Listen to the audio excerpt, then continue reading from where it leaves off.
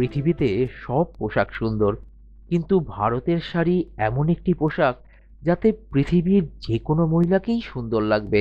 আর সেই শাড়ি যদি বাংলার তাঁতের শাড়ি হয়, তাহলে তো আরো সুন্দর ব্যাপার।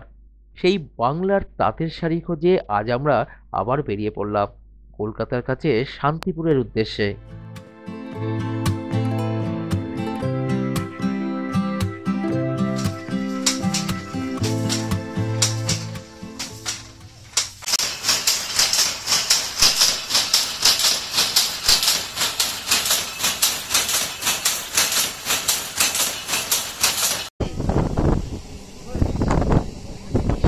এই সকালটা ছিল হালকা শীতল এবং কুয়াশা ভরা।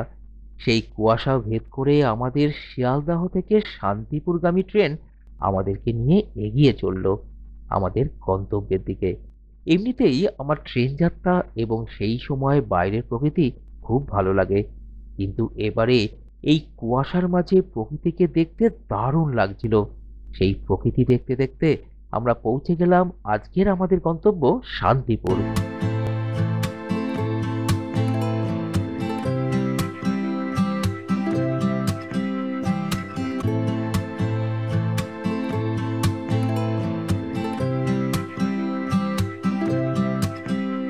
বন্ধুরা, চলে এসেছি এই মুহূর্তে শান্তিপুর স্টেশনে। হ্যাঁ, আজকে দিনটা প্রচণ্ড কুয়াশা, বেশ ঠান্ডা আছে, বেশ ভালো লাগছে, কিন্তু কোনো অসুবিধা হচ্ছে না।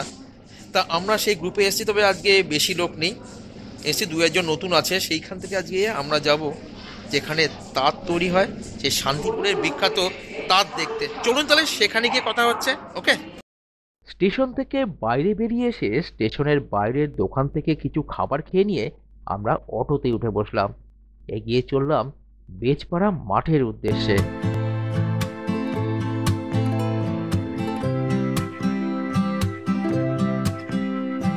বন্ধুরা, এখন আমরা নেমেছি শান্তিপুরের বেজপাড়া মাঠে।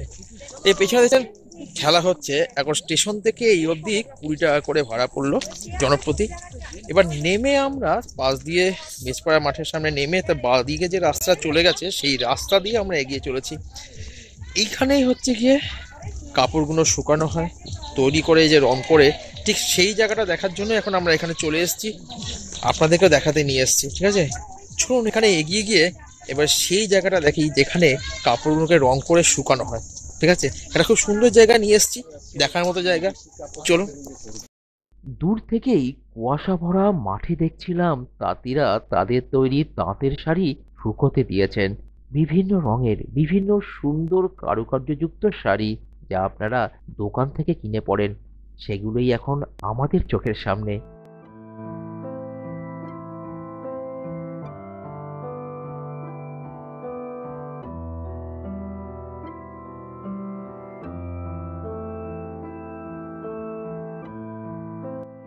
যেহেতু এই দিনে রোদ ওঠেনি, তাই এখানে তাঁতিদেরকে অনেক কষ্ট করতে হচ্ছিল। টানা দিয়ে শাড়িকে রেখে হাত দিয়ে যে রং করা হয়, তা যাতে জমে না যায় এক জায়গাতে, তাই হাত দিয়ে তারা ঘষে দিচ্ছিলেন।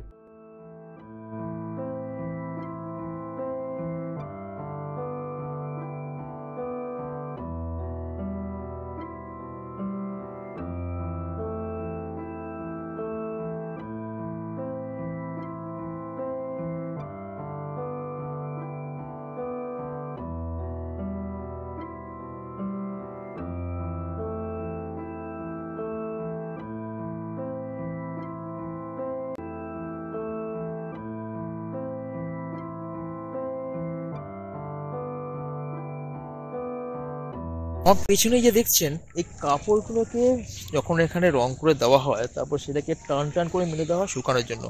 তারপর কি করেন, যে এই সাবুর যে মাঠটা দেয় সেটাকে এনারা ওই যে গরম করে বা রোদ পড়লে সেটাকে একটু হাত দিয়ে ভালো করে মেরে দেয়, যাতে প্লেন হয়ে যায়, যাতে একদিকে জমে না যায়। সেই কাজটাই এখন করছে এক এক করে। যেহেতু আজকে ঠান্ডা, তাই একটুখানি আর কুয়াশা রোদ নেই, তাই এনাদের কাজে খুব কষ্ট হচ্ছে, বেশি করে ওনাদের মানে একটু কষ্ট করতে হচ্ছে।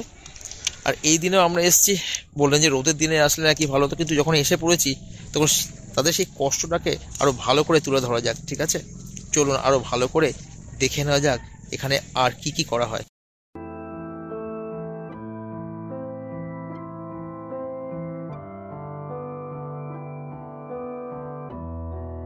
ইয়ে দেখতে পাচ্ছেন, এইটা করা হচ্ছে ফ্রেমগুলোতে এক এক করে কাপড়গুলোকে সেট করা হচ্ছে। এই যে এইখান থেকে শুরু করে কাপড়ের ওই শেষ প্রান্ত অবধি যে টানা দেওয়া হয়, তার মাঝখানে যে ফ্রেমগুলো করা হয় কাঠগুলো এক এক করে ছড়িয়ে পিনের মতো করে বড় পিন দিয়ে, সেটাই কিন্তু এখানে এখন সেই কাজটা চলছে। এরপর এটাকে টান টান করে শুকোতে দেওয়া হবে, তারপর সেটাকে পলিশ হবে। ঠিক আছে, তা চলুন আরও কিছু হয় এই সম্বন্ধে জেনে নেওয়া যায়।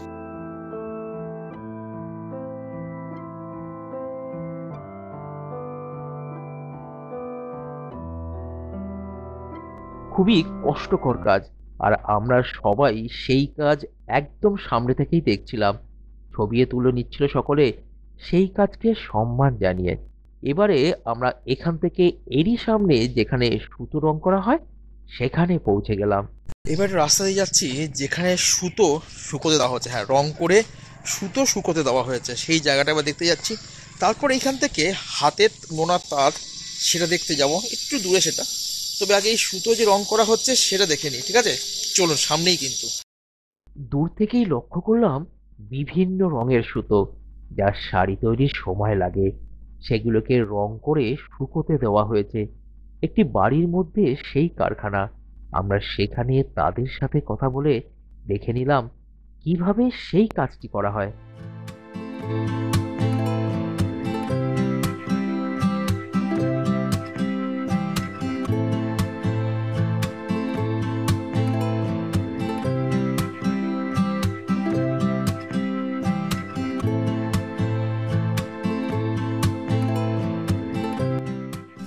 এই যে দেখছেন, এরকম ভাবেই সুতোকে এখানে ভালো করে ধুয়ে নিয়ে তারপরে রং করতে পাঠানো হয়।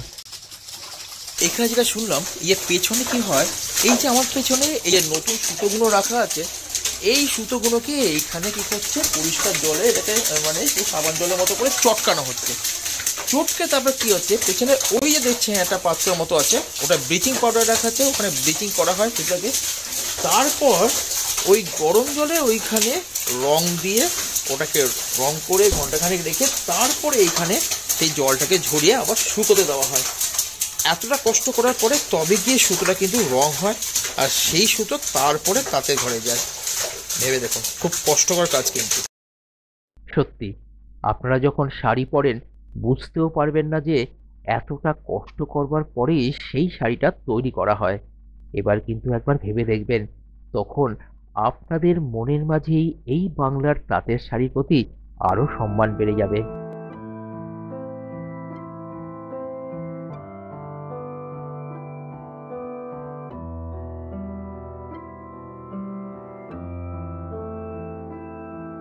হাতের তাঁত দেখা দরকার ছিল, তাই এবারে হাতের তাঁত দেখবার জন্য একটু ফুলিয়ার দিকে আমরা এগিয়ে চললাম।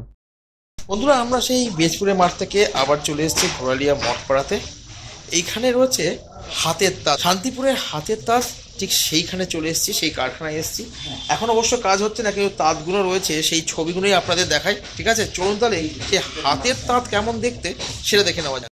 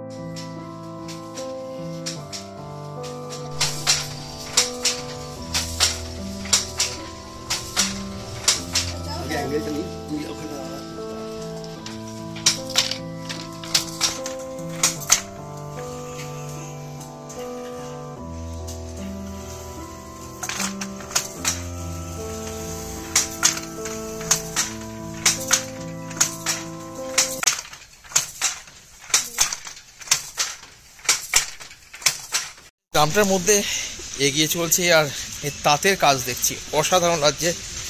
শান্তিপুরের তাঁতের কাজ খুবই বিখ্যাত এবং শুনেছি, দেখিনি কোনো দিন।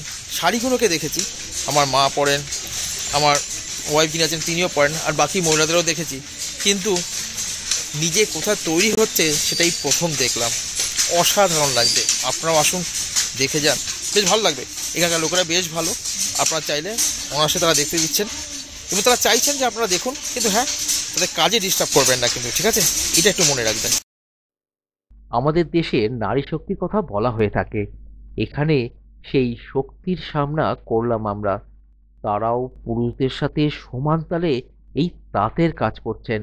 দেখলাম ছোট ছোট ধাতব বস্তু লাগিয়ে হাতের তাতে বিভিন্ন কারুকার্য ফুটিয়ে তুলছেন তারা। সত্যি অসাধারণ ব্যাপার, যা সামনে থেকে না দেখলে বোঝানোই সম্ভব নয়। এখানে আবার শেষ বেলাতে আমরা যন্ত্রচালিত তাঁতের কারখানাও দেখে নিয়েছিলাম।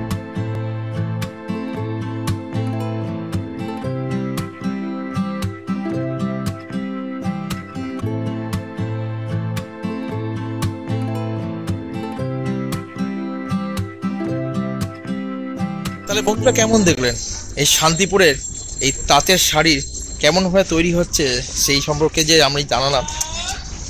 এই শান্তিপুরের শাড়ির কারখানা নিয়ে যে ভিডিওটা দেখলেন কেমন লাগলো অবশ্যই জানাবেন। এরকম ভিডিও আমি আগামী পর্বে খুব তাড়াতাড়ি নিয়ে আসছি আপনাদের কাছে, তাই সাথে থাকুন আমাদের, আর দেখতে থাকুন আপনাদেরই এই প্রিয় চ্যানেলটিকে। ঠিক আছে, দেখা হচ্ছে খুব তাড়াতাড়ি আগামী পর্বে।